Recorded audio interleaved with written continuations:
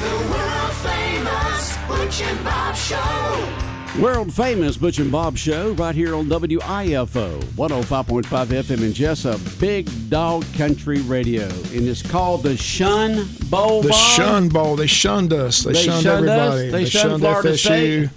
State. It's sad. It was fun watching the Talking Heads yesterday. Everybody said the same thing. How in the world do you leave Georgia out? They win 29 games in a row, 2-time defending national champion. They're not one of the best 4 teams. Are you crazy? Well, they are Come one on. of the 4 best teams. Everybody admit that, but why ain't we in? If we're one of the best 4 teams, how come we're not in? Because it's about the show, Bob. It's like Dan Patrick It's called the Alabama Invitational. They wanted to get the 4 it's Nick teams. Saban. They figured they give Nick them the Saban best controls ratings. everything. That's what it is. It's about TV ratings, Bob. They got good grading. It's all about let the cheaters in. Michigan. What are they going to do when if Michigan somehow wins the national championship and then 6 months later they find out, they cheated like crazy. Harbaugh's a crook. We're going to take away the title like they took away Reggie Bush. He could care less. He wants to I go know, to the he's pros going to anyway. He hopes so. He wants to be going to the pros. Well, everybody wants it for some reason. They say you want Chicago, San Diego, Washington. He couldn't get a job the last 2 years in the pros. He tried. The word, the NFL insiders say he's the most hot commodity, him and Belichick, because Belichick's leaving New England after this disaster season. I mean, he hasn't done squat since Brady's left. Reputation. Yeah. All right. That's what it is. Well, we've got a guest. He's a Belichick too, so him and Harbaugh be good together. Yeah, Belichick. But we got Sean. Georgia got shafted. FSU got shafted, so we'll play each other down there at Lynchville. Yeah, who do you leave out? Next year we don't have to worry about that. Everybody's got their good case made. Right. You know, everybody's got a good case made. But everybody says that Georgia's one of the best 4 teams, but yet we're not in the playoffs. No. I mean, that would have been a great story to defend our 2-time national championship, go for 3-peat. That kind of stuff. Didn't even give us an opportunity. It's sad. Well, you know what? Some of the talking heads were saying yesterday that they decided to put Michigan up against Alabama because of what they've done, and they're going to go up to what many people consider as the best team. It's a great TV game for sure. Yeah, I don't think Michigan could play with them, though. Yeah, I think Alabama's going to win by double digits. I think it'll be the same thing when Georgia played Michigan a couple of years ago down to Miami. Wasn't even close. Yeah, I think Alabama's going to win by double digits, and I don't know about the Texas-Washington game because that's going to be a high flying. Well, they got it just like they want it. You know, Alabama lost to Texas in the first week or second week of the season, right? So they're going to rematch, and Alabama's going to redeem themselves. You think Texas is going to beat Washington? Yeah, I think Texas will beat Washington. Okay. I hope not. I like Washington. I like the Washington quarterback, Penix. I think I hope he wins the Heisman personally. I think he's the best player in the country. I know LSU's quarterback's getting a lot of, but they lost 3 games, so I think Michael Penix from Washington deserves the Heisman. But that's just me. Well, we'll find out. But yeah, we got a guest. We got our friend Kayla Hobbs in here. Girl was a basketball coach. Girl was a volleyball coach. She just stays busy all year long, don't you? Yes, I do. Yeah, you do. But right now it's basketball season, and it's already underway. The team's off to a pretty good start. So tell us what you expect when we hit in the region play, and what's the schedule during the Christmas break. Yeah, so we I think right now we're 3-2. We lost a really close game. Both of our losses have been close. One of them was against a very talented Ware County, not our favorite team to play. So we kind of got fired up for them, and was winning right there at the end. And just we're pretty young. We have no seniors on our team this year. None. So we're starting 2 freshmen right now. And, all that's a process, just learning, being in an environment where, you're down and got to come up at the end or up and, got to stay there. So I think that by the region tournament time, which will be in February, I think we'll be okay. But we're just, we're young, we're learning right now. We'll play Thursday and Friday this week we're going to play Thursday and Saturday. And we'll play the 19th, which is the last day of school. I think we'll go over there to Pierce County. And we will play Statesboro right after Christmas on the 29th. They're ranked. Them and Ware County both are state ranked this year. So, that'll be a good test for our girls. And then we'll turn around and we'll start our region play with Burke County on January 5th. So you got to bring the girls back in, those that after Christmas for practice for that game on the 29th? Oh, yeah. We'll start right after Christmas Day. Okay. Getting back at it and trying to get ready for that next game and getting ready for the region tournament. Well, that's the thing about sports. When you become part of sports, Right. you expect that. I mean, I did when I was in school. I know Bob did, so that's just part of it. Yeah, I've been very fortunate to have girls that, they get it and they're ready to, even over the break, that it's not always the easiest to get up and get out of bed and get on the practice, but I've always been fortunate to have girls that have cared about it and, really wanted to get better and get right for region play. I got to ask you about the 61-5 game. How tough was that? Oh, Were yeah. they that bad? That's the back. They have never been. Yeah, they were very. That was. Who was they? I felt McIntosh we played Academy. McIntosh, and the score was 61-5, and it was. We pulled our starters out very early, and we actually had. Fourth quarter, where only one person was allowed to score because she had not, and so. They were struggling. That was. They've had a team for years, haven't Yes, they? I mean, what happened? They have been good in the past. They've actually been a couple of years back. They were very good. They had these two twin girls that were both over 6 foot, and they were very good then. Just don't have the up and down talents there. Yeah, up and down. And this is the down for them, unfortunately. But that was not the most enjoyable. So the season's underway. I got to ask you, you keep up with your former player up at Georgia Southern. She continues to shine. Tell us about her. Yeah, Taryn's really rocking. What's her name? Taryn Ward. Okay. She's really rocking it. She What year is she this year? Taryn's a junior. She was ranked. She actually received was acknowledged, I think, last week about being the only player in Division I ball right now that had 6 double-doubles with points and rebounds. You think she'll make it to the WNBA? Does she have that kind of? I think so. I mean, if she wants to, if that's something that she's wanting to pursue, and the thing about Taryn is Taryn has always loved basketball. It wasn't something that she was doing just, sometimes with girls especially, you have girls that just they want to play because it's what they've always done. But she was a little different. She really loved it. So I do think that if that's something that she wants to do, I think the opportunity is there at some point. Just a great success story.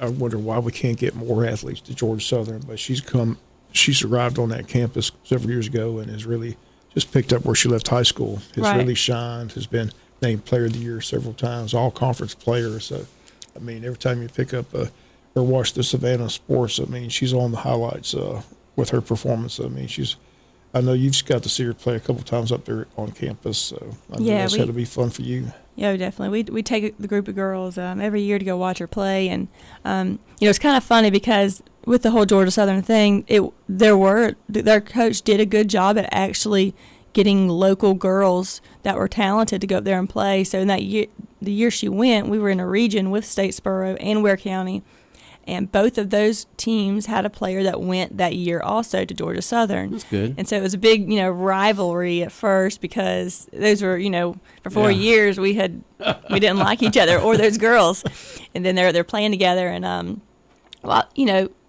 there was always talk of just there's Player of the Year debates and stuff, and Taryn finally got it her senior year, but they all went up there, and some have gone separate ways and gone to different schools or whatever their decision has been, but Taryn has stayed right up there, and she has stayed at the top. She's gone up there as a freshman and worked her way into the starting lineup by the end of the season, has really just progressed from there and has really been untouched. And her younger sister's on your team, right? Her younger cousin. Cousin, okay. Yeah, Taylon plays for me. Taylon is my leading scorer. She is averaging right now, I think, 16 a game. She's a junior. They have a lot of, similarities. She doesn't have the bot. Taryn was 5'11", very thick and could, body somebody up in the paint. And Taylon is, she's about 5'7", 5'8", and great form. She's probably my best as far as fundamentally form correct. Her shot is probably the best I've coached. She's coming on too. She has a lot of natural talent, and I'm excited to see what she can do as well. It's amazing how talent runs in families. Yeah, definitely. They had an older sister, too, that played for me when I first got here, Tania Ward. That's Taryn's older sister, and she was very similar to Taylon, actually. So I can definitely see similarities through the genes there. Yes, join us, Kayla Hobbs, in the studio with us, girls varsity basketball coach. Looking at the region, like I said, the region play is still a couple weeks away. Where's the tough competition coming from in the region? So last year we lost 37-38 in the region championship to Burke County. We're predicting Burke to be up there again this year. We'll play Burke on January 5th. We'll open up with them, and we'll go there. And then we'll progress through the region schedule Tuesday, Friday, Saturday nights all the way through until I think it's Valentine's week, whatever week Valentine's Day falls on. That's when we'll have our region tournament, and it'll be at the number 1 boys seed this year. So I think our biggest competition will be Burke. Southeast Bullock, however, did return everyone. They have a pretty good squad, and we had very close games in New Hampstead too. And it's really hard right now to predict because in my head I think that we are very competitive with Burke and we can beat the other teams. It's hard because we're young, and it's getting these younger girls and just everyone meshing together. It's a whole new group that's having to play together and figure each other out. And I do think we can get there. It's just it's hard to predict where we'll fall in all that once we start playing.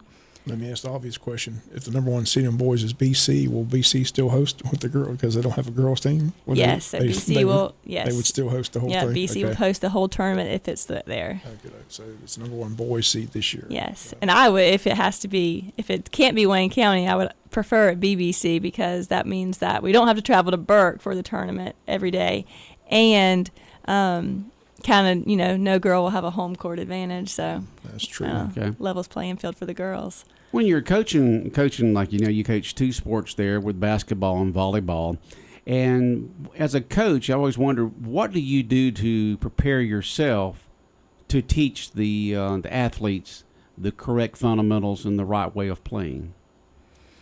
Well, we have clinics and stuff in the off season. I feel like I have a pretty good foundation in both, especially basketball.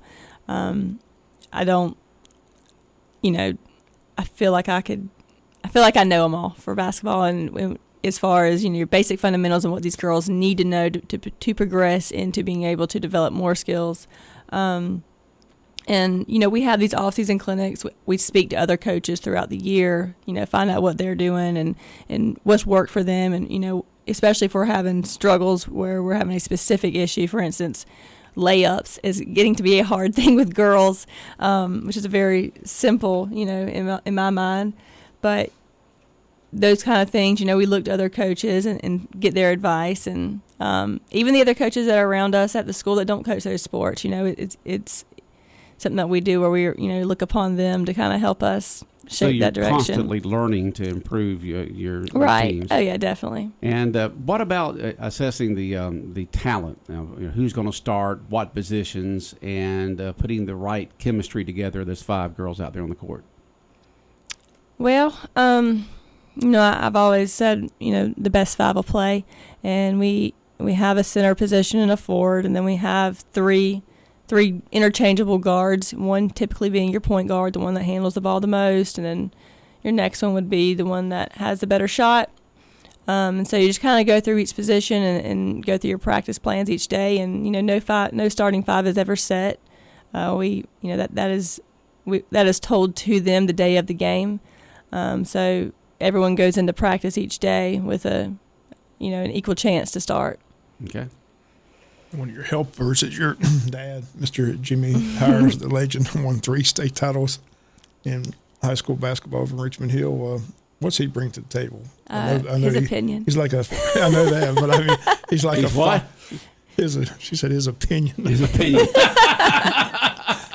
He's kind of like a father. What does he bring? His opinion. He's kind of like a father figure. There's one thing he knows is defense. He is, and 90% of the time he's right. Even me and him, we argue all the time about stuff, and he always ends up being right. But he has a really good relationship with my girls, and I don't think there has been 5 days since we've started where he hasn't gotten out of his car with something for one of them. And I won't even know. I look over and he's got like a bag of hot fries. He's bringing one of them for doing something, or a hamburger. He's really he's passionate about basketball, and he's really invested, obviously, because I'm coaching, and he's definitely good help to have, and he's gonna tell me what he thinks one way or the other. Anybody who's been to the game last couple of years, he's up in the stands and he's yelling. He's like I said, he's passionate.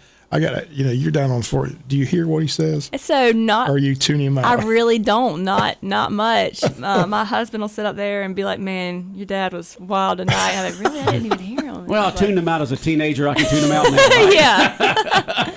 Yeah. He I don't. There are sometimes now I do, but most of the time, no. I tune him out. Well, like I said, he brings a lot to the. Like I said, I know that. Like I said, and he cares about those girls. And He does. I'm very grateful to have him. The relationship has really helped out, but it's just fun to see him up there supporting you, supporting the girls basketball team. But he's kind of the sideshow to a lot of people. Like I said, he's very much into the ball game for sure. He is, yes. He's coaching from the stands for sure. Is. I just wonder if you heard some of the stuff. If you hear his instructions. Sometimes. I got you. Yeah, when he's yelling instructions, I usually do the opposite. Just because he's done said to do that. The thing about it, just the girls hear him. That's the They thing. hear him, yes. They hear him. They do they adjust to his comments or stay with your comments? They stay with mine. They stay with yours, Yeah, huh? they stay with mine. But he does yell some things, and that it does process to them sometimes. So Okay. they hear him. Actually, because of the McIntosh games, my brother coaches at Long County. And we got about halfway through the first quarter, and I heard one of them on the bench say, "Where's Mr. Jimmy at? I don't hear him." And I was like, "He ain't here. He went to my brother's game." But they were confused because a couple minutes in, they didn't hear any yelling, so had to tell me wasn't there. Well, again, we wish you nothing but the best. Just recapping volleyball, how do you feel that season went? Volleyball went good. There's good group of girls. They worked hard. They were very young too. We had lost 10 seniors the year prior, and I have all those girls in our weight training class right now, and we'll get back after that in March. But I think that we return all of those girls, and so I think looking into next year that we'll have a group of talented players coming back. And what does weight training do for girl volleyball players? Well, I mean, I think first of all, I really believe a lot in core strength for girls. I think that it's important for girls to have, no matter what they're playing, have good core strength, and agility work, and just being able to, it's every motion you do: serving, hitting, blocking, jumping, digging. Got to have that strength. Got to Right, have yeah. that tone muscles. Yep. Right, yeah, and if anything, just having good, strong core strength, body movement moves off of that. In volleyball, like I said, it's come a long way. What about the middle school? We're going to implement middle school volleyball soon to help the feeder system, or how's that? Because I know they don't have it at the current time. We don't have it, and I do think that if we're going to progress, that is something that we need to look into very soon. We are rolling into 8 years with it, and we're getting the girls in the 9th grade, and they're doing a lot before they get to 12th grade. But it really is just hard to compete with these bigger schools. And even the schools in our region that have had it for years, that have it in the middle school and have it in rec, they're coming in fresh and as freshmen have never played before in their lives. So That's right. We don't have it in rec either, do we? Right. No. Okay. So hopefully that's coming. Okay. And we appreciate you coming in. We hope happy holidays, Merry Christmas, Merry all that Christmas. good stuff. All right. And we'll see you Saturday, hopefully, at the game against Liberty, right? Sounds good, yes. Crowds have been pretty good thus far, right? Yeah, definitely. Yeah, that's good. Okay. Thank All you. right. We'll be back more of the world famous Butch and Bob show in a moment. When further treatment is no longer an option, hospice can provide services to manage symptoms and difficulties caused by illness. Emotional, psychosocial, and spiritual care, as well as support to the families and caregivers, are all part of hospice care. Hospice of South Georgia has been a part of the health community in Wayne and surrounding counties since 1998. The professional yet compassionate attention provided by our staff is unsurpassed. Widely supported by donations from the local population, Hospice of South Georgia is the local nonprofit hospice in Wayne County. Our administrative office is located at 1625 Sunset Boulevard, and Hospice of South Georgia accepts anyone who meets hospice criteria, regardless of their ability to pay. Please call 912-588-0080 to speak with someone about hospice care. That was 912-588-0080. We are your hometown hospice, and we are here to serve you. Hospice of South Georgia, working to add life to your days. Big Dog Country Radio, WIFO 105.5 FM in Jesup.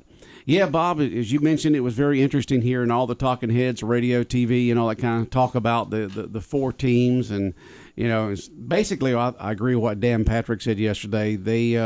It's not about who, really deserves to be there. It's who they feel that can bring the highest TV ratings. And they don't want a situation like last year with TCU, with Florida State not having that starting quarterback. So they decided to go with Alabama and Texas instead of Georgia. And just to emphasize the point, the committee has no credibility whatsoever, because if they're saying that FSU can't get in because their quarterback got hurt, well, guess what? When the quarterback got hurt 3 weeks ago, that's when you drop them out of the poll. You drop them down to 10, to 11, 12, so they can't compete. You don't shun them in the last week of the season. Yeah, I mean, so they have no credibility whatsoever. And like I said, FSU, they said, they went to the Swamp and won. And what they also forgot is they played the ACC title game with their third string quarterback, because their second string quarterback was in concussion protocol. They're going to get their second string quarterback back. So who's to say they don't win those ball games if they get in the 14 playoff? They just shunned them, and they made a stupid excuse. And basically, what most people believe is the TCU factor had a part in this, because they let TCU in last year. Right. And the championship game was Georgia 65, TCU 7. Right. They don't want that. Right. They're trying to avoid that. So in their minds, FSU without their quarterbacks not as strong as the other team. So they didn't. They shunned him. They kicked him out for some little stupid rule about the quarterback wasn't eligible. I mean, like I said, if that's the reason, they should be below Georgia. They should be below Georgia. They should be like 9th or 10th, right down there. Below, why should they be 5th? They should be top 4. Why 5th? I mean, if they're gonna say they're not competitive with their quarterback, you got to take them down below everybody, below Ohio State, behind Oregon. So it's just all, luckily next year we're going to 12 teams and it won't. But it's kind of sad to me that Georgia's not going to get a chance to defend their two-time defending. 4 more points we could have been trying to three-peat. But, I didn't hear one talking head yesterday say that Georgia was not one of the best 4 teams in the country. No, they all said that. But the fact that they didn't win the conference championship game, that's what hurt them. Right. Which they knew that pretty much going in. But if you look at some of those questionable calls, there's a thing on the internet that shows that there's a lot of questionable calls. That would have changed. They called a horse collar tackle that wasn't a horse collar tackle. They didn't review the non-catch on 4th and 4, which they got 20 yards on. So, I mean, it is what it is. But the committee just needs to hush, because everything they say doesn't make any sense. Well, of course, they were saying yesterday if they were going to allow Alabama to get in, they had to allow Texas to get in this team. So because if you're going to allow them, you've got to put them in, not Florida State. But like Coach Saban said all week long, you can't go on what happened in week 2. Alabama's a totally different team than they were. Oh, they are a lot then. better than they were first part of the season. I mean, there's no doubt about that. Like I said, it is what it is. It'll be a heck of a game, though. I mean, the Rose Bowl, that game between Michigan and a great setting. Harbaugh, Michigan. Nick Saban's used to, he was at Michigan State. He talked about how big the Rose Bowl is. I mean, the Rose Bowl is still one of the best bowl games ever. Right. It's a great You got the setting. Rose Parade. You got the game. It's It'll be a good game. Michigan, Alabama, and Texas, Washington will be a good game as well. I mean, you got 2 good games, but all this talk about why they kept FSU out doesn't make any sense, because, like they said, if you're going to punish him because the quarterback got hurt, then you drop him when the quarterback got hurt. You don't keep them up there at where they were. Yeah, I mean they were 4 before the championship weekend began. Right, and they won their game. Yep, and then you got to kick them out. That's what they did. They shunned them. That's why it's called the Shun Bowl. The Shun Bowl. Georgia Shun, Florida State Shun Bowl, the Orange Bowl down there in Miami on the 30th of December. At 4 p.m. kickoff. That's a nice stadium. Like I said, we played Michigan there a couple of years ago. That was a nice place to be. Okay. All right, Bob, anything December else? 16th, Georgia Southern kicks it off. Georgia Southern. They're in their first bowl game. There's 41 bowl games, and Georgia Southern kicks it off at 11 Very first bowl game, on Georgia Saturday Southern. at 11 a.m. And they're playing who now? You don't even know. Okay, don't worry about it. Don't look it they're up. They're playing Ohio. Ohio. That's that's Ohio of Ohio. Miami of Ohio. Miami of Ohio. Georgia Tech's playing UCF, so I got them confused. So okay. Georgia Southern's playing Ohio. When does Georgia Tech play? They played like the 26th. Okay, somewhere along there. The Okay. Gasparilla Bowl in Tampa, Florida. Okay. Formerly the Outback Bowl. Right, formerly Okay. the Outback Bowl. All right. So Georgia Southern It's all kicks about it the off on the money. 16th. All these sponsors, they change. Oh yeah, they changed. They changed. Well, you know how many? What have they had? 2 or 3 different names down there in the stadium in Jacksonville. Doggone Jaguars losing in overtime last night. Game they should have won. I mean, really. Backup quarterback. Of course, Trevor gets hurt in the 4th quarter. I just hope that's not a serious thing. Yeah, me neither. One other thing. Can they get him a cart? Where was the cart? Your starting quarterback. Maybe he didn't want to be carted off. He was in severe pain. I don't care if you get a cart. He's your franchise Don't quarterback. put me on a cart. Get on the car. Some players are like that. They don't want to be seen carted off. It wasn't good. He looked like he was in severe pain. He would have. If I'm the owner or the coach, he's on a cart. He's on a cart. You're my investment. You're on a cart. Take care of that ankle. Yeah, I don't care what. Get him on that cart. I was like, where's the cart? Help the boy out. I hope it's not serious. It looked bad. I mean, they need Trevor Lawrence. Sometimes a bad sprained ankle can be worse than a broken one sometimes. It's amazing how many starting quarterbacks in the NFL have been and hurt they're this so year. protected, and they still dropping like flies all season long in the NFL. I know a lot of people don't have that streaming, but if you want to see the 2 worst quarterbacks in NFL, tune in Thursday night and watch Mitchell Trubisky and Zappy for New England. That game may be a 2-0 ball game before it's all said and done. Safety decides it. You'll see the worst 2 quarterbacks in NFL Thursday night.